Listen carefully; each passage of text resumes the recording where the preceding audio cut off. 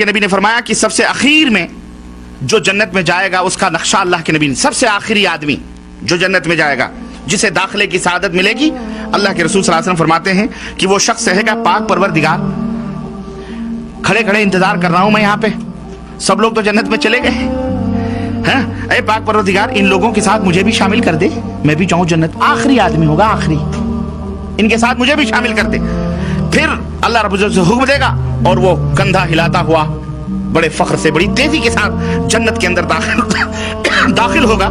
جب لوگوں کے نزدیک وہ آئے گا تو اس کے سامنے موتی کا ایک محل، اس کے سامنے موتیوں کا ایک محل سامنے کیا جائے گا، وہ فوراً وہی سجدے میں گر جائے گا، موتیوں کا محل دیکھ کے سجدے میں گر جائے گا۔ اس سے کہا جائے گا کہ اللہ کے بندے سر اٹھاؤ، تمہیں کیا ہو گیا ہے؟ سر اٹھاؤ، تمہیں کیا ہو گیا ہے؟ کہو کیا کہنا چاہتے ہو؟ تم نے سجدے میں سر ڈال دیا، کیا کہنا چاہتے ہو؟ وہ کہے گا اے پاک پروردگار میں نے اپنے پاک پروردگار کو دیکھ لیا، میں نے اپنے پاک پروردگار کو دیکھ لیا، وہ یہی ہے کیونکہ اس نے اسی وعدہ کیا تھا اسی جنت کا، میں نے اپنے پاک پروردگار کو دیکھ لیا ہے۔ اس سے کہا جائے گا یہ تمہارا ایک گھر ہے، یہ جو موتیوں کا محل ہے نا یہ تمہارا ایک گھر ہے۔ چنانچہ اس کے سامنے ایک شخص آئے گا، ایک آدمی نکلے گا اور پھر اس آدمی کو دیکھ کر وہی سجدے میں اللہ کے گر جائے گا وہ بندہ۔ وہ شخص اس کو روکتے ہوئے کہے گا ٹھہر جاؤ ٹھہر جاؤ ٹھہر جاؤ۔ وہ کہے گا میں یہ سمجھا کہ تم ایک فرشتہ ہو، تم ایک فرشتہ ہو۔ وہ کہے گا کہ میں فرشتہ نہیں، میں تمہارے خزانوں کا محافظ ہوں، اللہ عز و جل نے مجھے تمہارے خزانوں کا جو تمہیں بادشاہت عطا فرمائی ہے نا اس خزانوں کا محافظ میں ہوں اور تمہارا ایک خادم ہوں۔ محافظ آگے آگے چلے گا اور اس کے لیے محل کے دروازے کھول دے گا، اور وہ محل کیا ہوگا؟ اللہ اکبر، موتیوں کا وہ جو محل ہوگا، اللہ کے نبی صلی اللہ علیہ وسلم فرماتے ہیں وہ محل ایک کھوکھلی موتیوں کا محل ہوگا، وہ موتی ہوگی اور وہ موتی کھوکھلی ہوگی جس کے اندر ہی تراش اور خراش کر چھت اور اس کے دروازے اور اس کے تالے سب کچھ بنائے گئے ہوں گے، اور اندر سے وہ خالی ہرے رنگ کا ایک پیڑ نظر آئے گی۔ وہ ایک ہیرے سے نکل کر دوسرے ہیرے میں پہنچے گا، اس ایک ہیرے میں سے نکل کر دوسرے دروازے سے دوسرے ہیرے میں داخل ہوگا، اور ہر ہیرے کا رنگ جدا اور مختلف ہوگا۔ تمام ہیروں کے اندر اللہ اکبر، تمام ان محلوں کے اندر جو ہیرے کے گھر کے اندر گھر، ان تمام ہیروں کے محلوں کے اندر تخت بچھے ہوں گے، خوبصورت ترین تخت بچھے ہوں گے، تکیے لگے ہوں گے، گاؤ تکیے ماشاءاللہ ریشمی کپڑوں کے گاؤ اور تکیے لگے ہوں گے، اور ان کے اوپر خوبصورت حوریں اور خوبصورت غلمان بیٹھے ہوں گے جو اس کے انتظار اور استقبال میں ہوں گے۔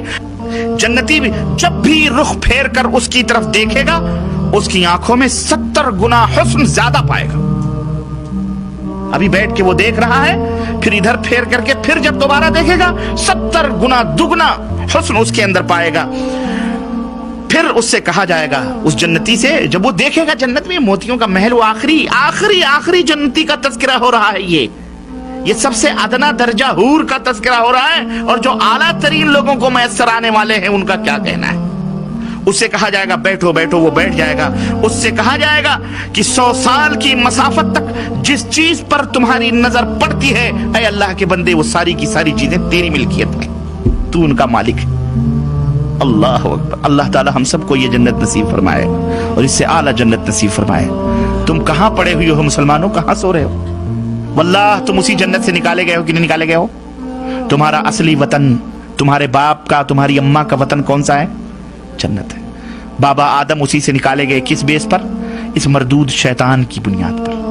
اس خبیث شیطان نے ان کو کیا ہوا؟ فَأَزَلَّهُمَ الشَّيْطَانُ، انہیں پھسلایا تو یہ پھسل گئے، اور آخر نتیجہ یہ ہوا کہ وہ ماں، ہمارے باپ، وہ وہاں ہوتے تو آج ہمیں اس دنیا میں آنے کی کیا ضرورت ہے؟ وہیں پلتے بڑھتے پیدا ہوتے، لیکن اس دنیا میں اس کے بہکانے کی وجہ سے بابا آدم اور اماں حوا بہکی، اور یہاں دنیا میں نتیجہ آئے۔ اب تمہارا اصلی وطن کون سا ہوا بولو؟ دنیا یا وہ آخرت کی جنت؟ آخرت کی جنت، آخرت میں جنت مسلمانوں تمہارا اصلی وطن ہے۔ اب تم اپنے اصلی وطن کے لیے کوشش کیوں نہیں کرتے؟ کیوں نہیں اپنے اصلی وطن کے لیے جد و جہد کرتے؟ کیوں اس دنیا کی بولو، کوئی جو بھی اس دنیا میں آیا ہے وہ کوئی ایسا آدمی بتاؤ جو ہمیشہ سے ہے اور ہمیشہ رہنے والا ہو؟ کوئی ہے؟ سب کو مرنا ہے، ہم سب اس حقیقت کو جانتے ہیں، اس میں کسی کو کوئی اختلاف نہیں، کھانے پینے میں اختلاف ہو سکتا ہے, رنگ میں اختلاف ہو سکتا ہے, نسلوں میں اختلاف ہو سکتا ہے, ملک میں اختلاف ہو سکتا ہے, زبان میں اختلاف ہو سکتا ہے, لینگویج میں اختلاف ہو سکتا ہے, لیکن موت ایک ایسی حقیقت ہے جس میں ٹونی بلیئر اور جارج بش اور اس کے ابا, اس کے حضور اور فرعون اور شداد, کسی کو اختلاف نہیں. یہ کفار, یہ مشرکین بھی یہ بھی یقین رکھتے ہیں کہ مرنا ہے, اس میں کسی کو اختلاف. سب مر گئے. بڑے بڑے لیڈر آئے, حامان آئے, شداد آئے, فرعون آئے, نمرود آئے. آج کل کے جو نمرود فرعون وقت سے بڑے بڑے لیڈر آئے جنہوں نے ظلم کیا, ستم کیا, سب کچھ کیا. یہ کوئی ظلم ستم نہیں ہے, ان سے بڑھ کر کے ظالم اور جابر لوگ آئے اور انہوں نے اس دنیا کے اوپر ظلم اور جبر کیا اور چلے گئے جہنم میں. بڑے بڑے کفار آئے, بڑے بڑے مشرکین آئے, کوئی زندہ رہا؟ سب اس دنیا سے گئے.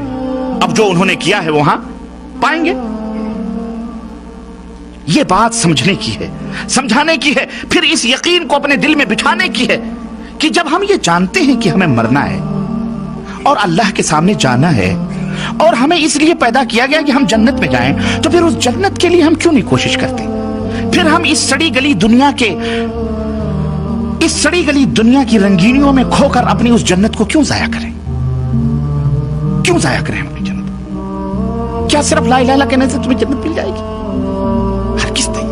ہرگز نہیں مسلمانوں, ہرگز نہیں. بلکہ اس لا الہ الا اللہ محمد رسول اللہ کے تقاضے ہیں, اس کے مطالبات ہیں. جب تک ان مطالبات کو نہیں پورے کرو گے تب تک تم جنت میں داخل نہیں ہو سکتے ہو. اور ہم مطالبے ہی میں نل ہو جائیں. اور شیطان اس مردود نے جس طرح ہمارے ابا کو اور ہماری اماں کو جو ہے بھٹکایا, آج وہ ہمارے اوپر سوار ہے اور ہم بھٹک رہے ہیں اس کے بہکانے میں. جبکہ اللہ عز و جل نے فرمایا قرآن کریم کے اندر, دیکھنا اس نے تمہارے باپ کو, تمہاری اماں کو بہکایا ہے, جنت سے نکلوایا ہے. فاتخذوہ عدوا, اس شیطان کو دشمن سمجھنا. ان الشیطان لکم عدو مبین, شیطان تمہارا کھلا ہوا دشمن ہے. آج ہم اس کو کیوں نہیں دشمن سمجھ رہے؟ آج ہم صحیح طور پر مسلمان کیوں نہیں بنتے؟ مسلمانوں, صحیح طور پر اللہ کے تابعدار کیوں نہیں بنتے؟ ہزاروں اختلافات ہمارے اندر, ہزاروں برائیاں ہمارے اندر. عقیدے تک جو قرآن میں اور نبی کے فرمان میں ثابت ہیں وہ عقیدے بھی ہمارے اندر مختلف ہیں. کیوں؟ کیا اللہ تعالیٰ نے ہمیں انہی عقیدوں کے اوپر اتارا ہے؟ یہ بتاؤ, تمہارے ساتھ کوئی تمہاری خبر میں جائے گا؟ تمہارے ماں, تمہارے باپ, تمہارے بھائی, تمہارے والدین, تمہارا پیر, تمہارا فقیر, تمہارا مولوی, تمہارا علامہ, تمہارا مفتی, تمہارا کوئی تمہاری خبر میں جائے گا؟ تم اکیلے جاؤ گے نا. تو پھر تمہیں عقل کیوں نہیں آتی؟ تمہیں سمجھ کیوں نہیں آتی ہے کہ ہم اپنے رب کے قرآن کو مانیں, اپنے نبی کے فرمان کو مانیں؟ بس یہی دو چیزیں ہیں جو ہمیں جنت میں لے جانے والی ہیں. پھر تم ملے مولوی اور فلانے کے چکروں میں کیوں پڑتے ہو؟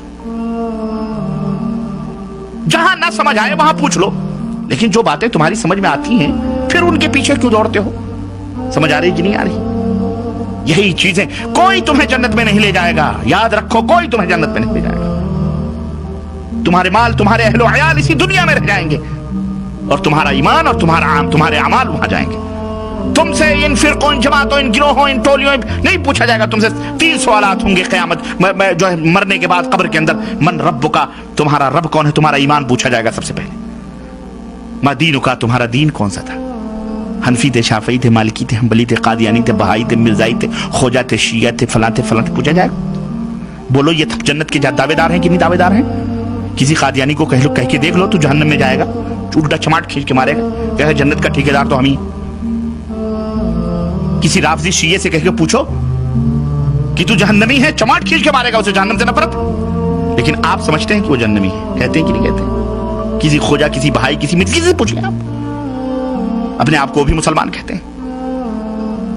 لیکن پھر یہ اختلاف کیوں ہے؟ یہ اختلاف کی وجہ کیا ہے؟ اس اختلاف کی وجہ صرف یہ ہے کہ قرآن و سنت کو ہم نے ترک کر دیا اور اپنا ایمان, اپنا عمل, اپنا عقیدہ اس کو سب اٹھا کر کے مولویوں کے کندھوں پہ ڈال دیا. اب جن کی جماعت کا مولوی جو کہتا ہے وہ اس کے اوپر چلتے اور یہ سمجھتے ہیں کہ یہ مولوی ہمیں پار کر دیں گے بیڑا. ایسا نہیں ہو سکتا. اس حقیقت کو سمجھو مسلمانوں, اس کو سمجھو. اور پھر اس کے بعد میں یہ ایک مصیبت تو ہے ہی اپنے درمیان, دوسری مصیبتیں ہماری بدعمالیاں. ہم کسی بھی جماعت سے تعلق رکھتے ہیں, شراب ہم پیئیں, زنا ہم کریں, چوری ہم کریں, مشرکوں اور بد مذہبوں اور برے لوگوں کے صحبتوں میں ہم بیٹھیں, سب کچھ ہمارے عیب اور سب برائیوں میں ہم ملوث ہیں. نماز ہم نہ پڑھیں, روزہ ہم نہ رکھیں, حج ہم نہ کریں, زکات ہم نہ دیں, जो मुतालबात अल्लाह अज़्ज़ व जल के हैं सब हम छोड़े बैठे हैं। गीबत हम करते हैं, चुगली हम करते हैं, लोगों को कत्ल हम करते हैं, लोगों को खून नाहक हम बहाते हैं, लोगों के माल हम गस्ब करते हैं। सारी अयूब, सारी बुराइयां तो हमारे अंदर मौजूद हैं। फिर कैसे तुम्हें जन्नत मिलेगी मुसलमानों? कैसे मिलेगी? बेदार हो, जागो जागो मुसलमानों, जागो। वसारिऊ इला मग़फ़िरतिन मिन रब्बिकुम व जन्नतिन अर्दुहा अस्समावातु वल अर्द। किसी को मत देखो, तुम इस दुनिया में किसी को देख करके नहीं आए हो, और न ही किसी को देख करके तुम मरोगे, कि मरोगे किसी को देखकर। तन्हा आए हो, तन्हा अल्लाह अज़्ज़ व जल के यहाँ जाओगे, और तन्हा तुम्हें हिसाब किताब देना पड़ेगा। तो फिर अपने अपने अमाल का मुहासबा करो, अपने अपने ईमान और अकीदे का मुहासबा करो, और अपने ईमान और अकीदे को कुरान और सुन्नत के ऊपर पेश करो, तजदीद करो, तजदीद करो। ये ना सोचो हमारे बाप दादे, हमारे मौलवी साहब ने जो बतलाया है, अल्लामा साहब ने, बस वही सही है। इस कुरान में जो लिखा है इसके मुताबिक जो है वो सही है, इस हदीस में जो लिखा है इसके मुताबिक जो है वो सही है, बाकी सब बातिल है, बाकी सब बातिल है। याद रखो, हक अल्लाह की बात हो सकती है। फ़इन्न खैरल कलामी कलामुल्लाह। सबसे हक बात किसकी है? अल्लाह की। और सबसे बेहतरीन हदीस, सबसे बेहतरीन तालीम किसकी है? हजरत मोहम्मद रसूलुल्लाह सल्लल्लाहु अलैहि वसल्लम की। इसलिए मुसलमानों, होश के नाखुन लो, अल्लाह के लिए अल्लाह से डरो। तो अल्लाह रब्बुल इज्जत इस तरह से मेरे भाइयों, जन्नत के अंदर ये आखिरी शख्स होगा जो इस तरह से जन्नत में जाएगा।